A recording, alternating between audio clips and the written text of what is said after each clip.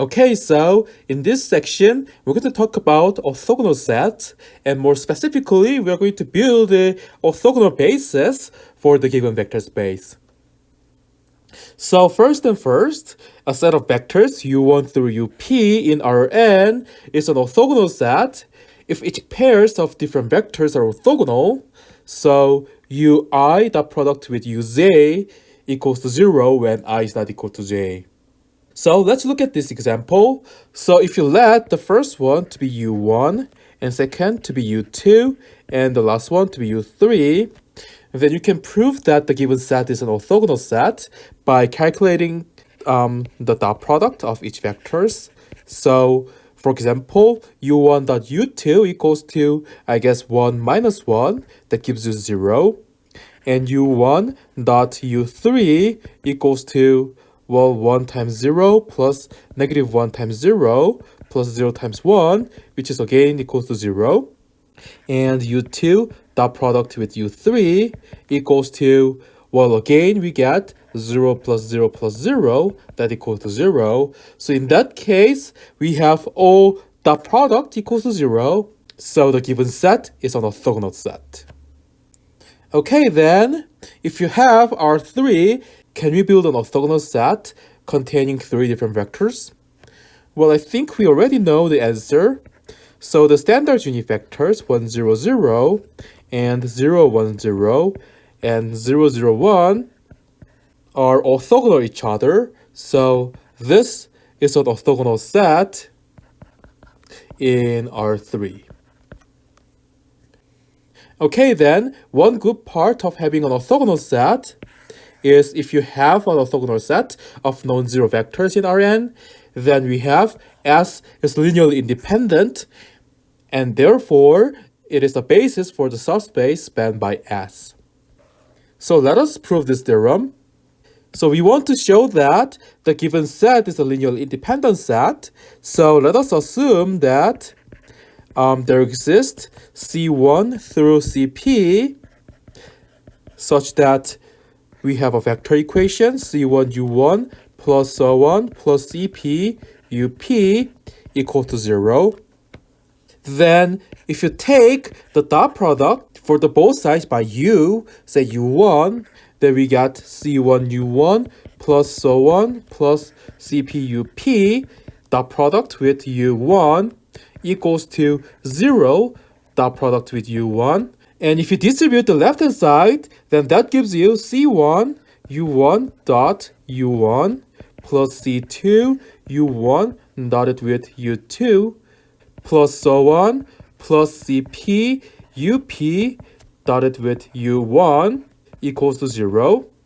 Now, because we have S an orthogonal set, we get each vectors are orthogonal each other, or that means we have this dot product equals to 0. So this gives you C1 times, oops, I made a mistake over here. It should be a scalar, not a vector.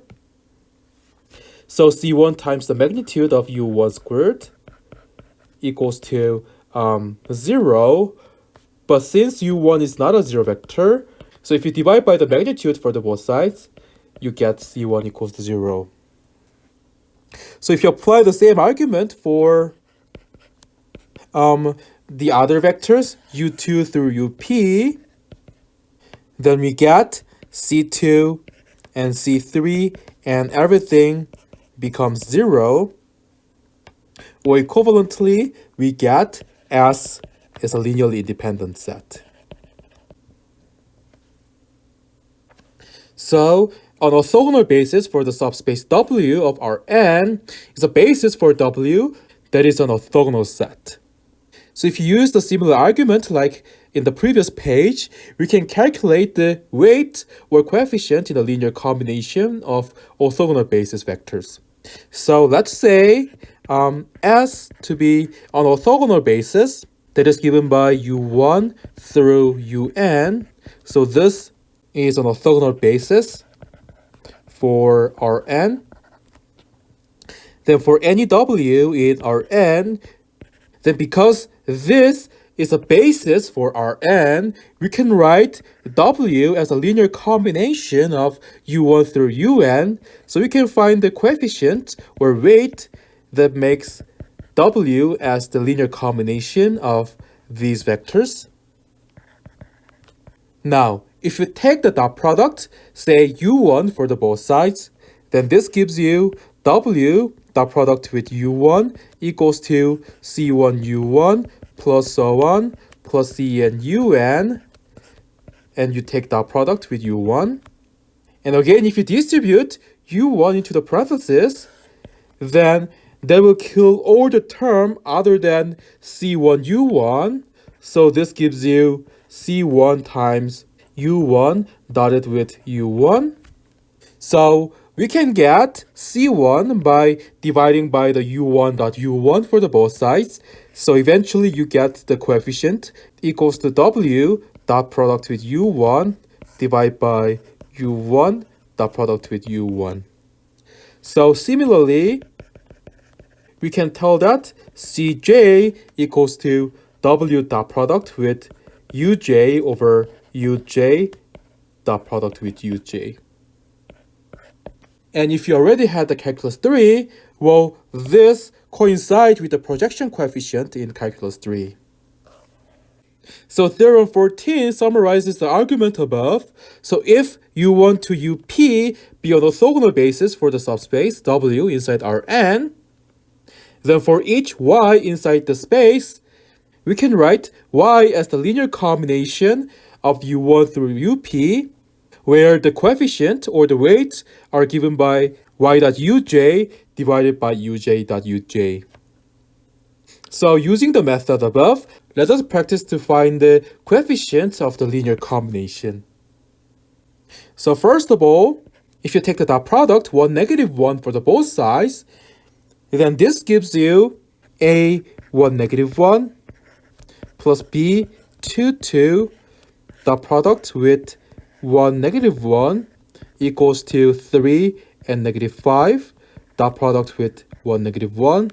Or this gives you A times, so 1 plus 1 equals to, I guess, 3 plus 5, which is 8. So this way we get A equals to 4. And similarly, if you take the dot product for 2 and 2 for the both sides, then this gives you, well, I guess on the right hand side, we get this dot product with 2 and 2. And this equals to, I guess, 3 times 2 is 6, and 5 times 2 is -10. That gives you -4. And on the left hand side, we get B times, so 2 times 2 is 4, and plus 4 equals to -4. So this gives you B equals to -4 over 8, which is 1 over 2. And this is how you deduce the formula which is given above. And you will get the same answer if you use the formula on the theorem 14. So, without an orthogonal basis, we have to solve a system of equation to get the weight of the linear combination. But with the orthogonal basis, we can use the formula from theorem 14 to calculate the weight, and I think it's pretty simple. So, using the orthogonal projections, we can solve some application problem. So suppose that we have a preferred vector u, and we want to decompose any vector y in Rn into a sum of two vectors. One is the multiple of u, and the other is orthogonal to u. So this frequently appears when you work on the physics. So suppose that you have a car over here, and you want to lift the car by applying the force to y direction. And we want to decompose this into a vector which is parallel to the ground, say u, and w, which is orthogonal to the direction of the ground. So let's say w be a vector orthogonal to the given vector u. And we want to write y as a linear combination of u and vector w. Or if you move C1 times U to the left-hand side, then we get C2W equals to Y minus C1U. Or if you take the dot product with U for the both sides, then this gives you, so because we have U and V orthogonal, we have 0 on the left-hand side, and on the right-hand side, we get Y dot product with U minus C1 times U dot product with U.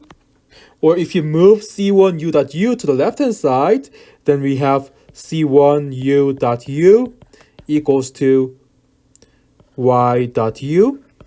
Or if you divide by U dot U, then we get C1 equals to Y dot U over U dot U. So we got a scalar C1. So from here, C1 times U becomes Y dot product with U over U dot U multiplied by U.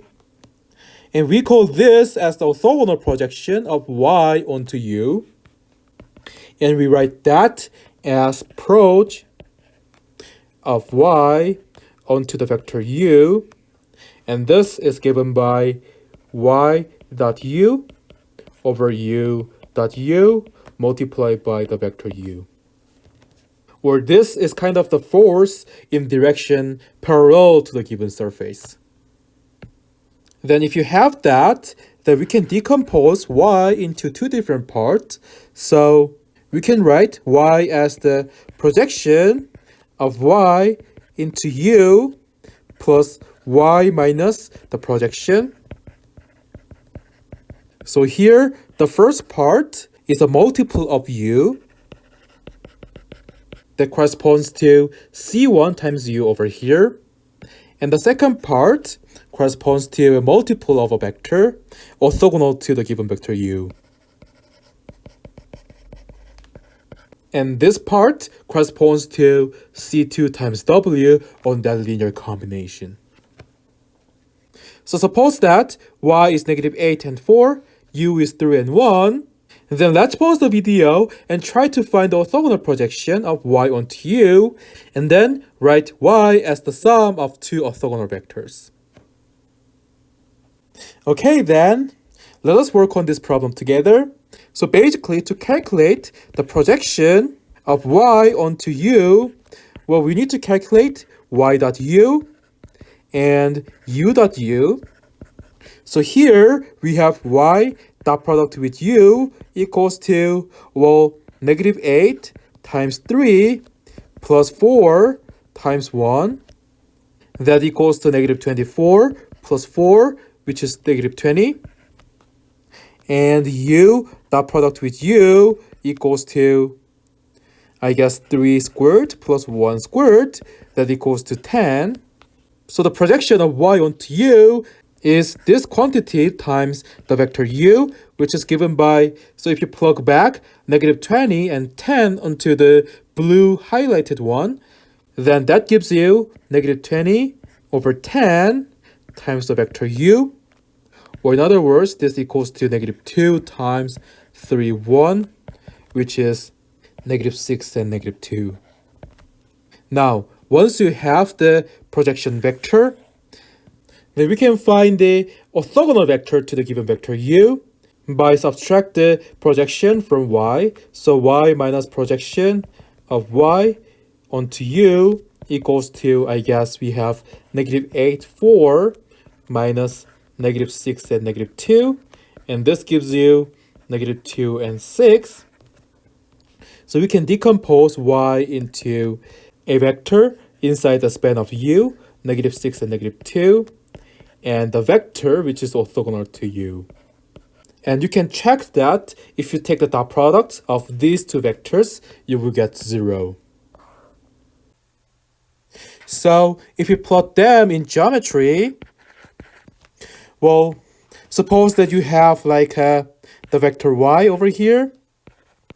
Let's say your vector U over here. And L to be the span of the given vector U. So if P is the point of L closest to the endpoint of Y, so in this case, P should be somewhere over here.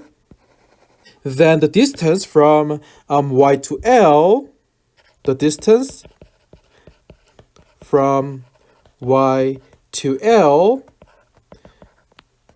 is given by the length of the vector orthogonal to the given vector u. So this vector corresponds to y minus the projection of y onto the vector u. So the distance is given by the magnitude of this vector. So the magnitude of y minus the projection of y onto the vector u. A set of vectors is called as an orthonormal set if it is both orthogonal and their norm or the magnitude equals to 1. So they are unit vectors. And if W is spanned by the orthonormal set, then we say that set as an orthonormal basis. And we can tell they are basis because we have proved that the set of P vectors is automatically linearly independent by the theorem number 12 in the previous page. So suppose that the set V is given by these three vectors. Then you may want to pause the video and prove whether the given set is the orthonormal set. So basically you want to check each vector is a unit vector. And second, you want to check each pair of vectors are orthogonal. So we're going to skip the proof of this one, but you will see the answer in the post note. Well, the reason why I skipped that example is, well, we have a better theorem to determine whether the given set is orthonormal. So suppose that the m by n matrix U has orthonormal columns, then this is equivalent to have U transpose times U equals to identity. So let us see an example of two vectors to see an ideas of the proof of this theorem. So suppose that U is given by U1 and U2, where U1 and U2 are orthonormal set. Then if you calculate U transpose times U, then this gives you U1 and U2 as a row vector, and you multiply this to the matrix U. Then this gives you a 2 by 2 matrix. So the 1, 1 entry is the same as, so you multiply the row of the first matrix and the column of the second matrix. So that gives you U1 dot product with U1. And by the same reason, for 1, 2 entry, we get U1 dotted with U2 and U2 dot product with U1 and U2 dotted with U2. So if the given set is orthonormal, then we should get 1, 0, and 0, and 1.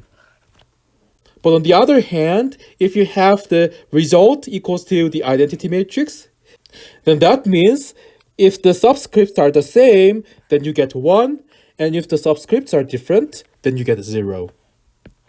So they can prove the converse. And we can generalize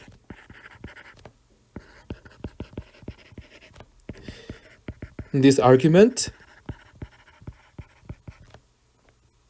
to n number of vectors. And the difference is we will get like a giant n by n matrix as a result. So one comment that I want to make is, well, here we can see that U transpose acts like an inverse matrix even if U inverse does not exist if M is not equal to M. So please be careful. This doesn't mean U is invertible, because U is invertible at least when U is a square matrix. Okay, so let us see some algebraic properties of the orthonormal matrix. So suppose that U be m by n matrix with orthonormal columns, and let's say x and y is an element in Rn.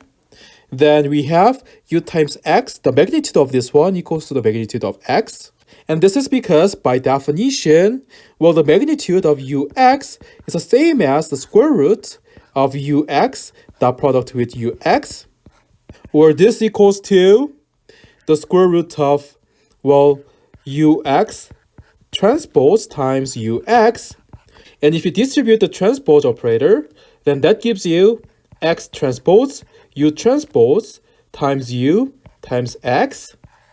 And this equals to, well, we have that u transpose times u equals to the identity matrix.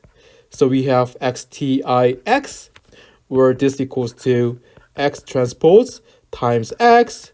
And this is precisely the same as x dot product with x, or the magnitude of x. And you can get the same result by applying the same argument, like switching the dot product to the multiplying the transpose matrix. And the direct corollary of B is, well, because ux dot uy is the same as x dot y, well, this quantity equals to 0 if and only if x dot y equals to 0, or in other words, this is equivalent to have x is orthogonal to the vector y. Okay, so let's suppose that U is given by this 3 by 2 matrix. Then how do we show whether U have the orthogonal columns? Well, basically you can see that by computing U transpose times U. So if you calculate the U transpose times U, then this gives you negative 2/3, 1/3, 2/3, 1 over square root of 5, 2 over square root of 5, and 0. And you multiply this to the original matrix, 2/3, 1 over square root of 5, 1/3, 2 over square root of 5, 2/3, and 0. And this equals to, so the first component should be 4/9 plus 1 over 9 plus 4/9. And the second component is, I guess, negative 2 over 3 square root of 5 and plus 2 over 3 square root of 5. And the third one is negative 2 over 3 square root of 5 plus 2 over square root of 5 multiplied by 3 in the denominator. And lastly, we have 1/5 plus 4/5. And you can see that this matrix equals to 1, 0, and 0, and 1. So for this reason, the matrix U have the orthonormal columns. So an orthogonal matrix is a square invertible matrix U such that U inverse equals to U transpose. In that case, we have U transpose times U equals to identity. And as a result, U has orthonormal columns and orthonormal rows.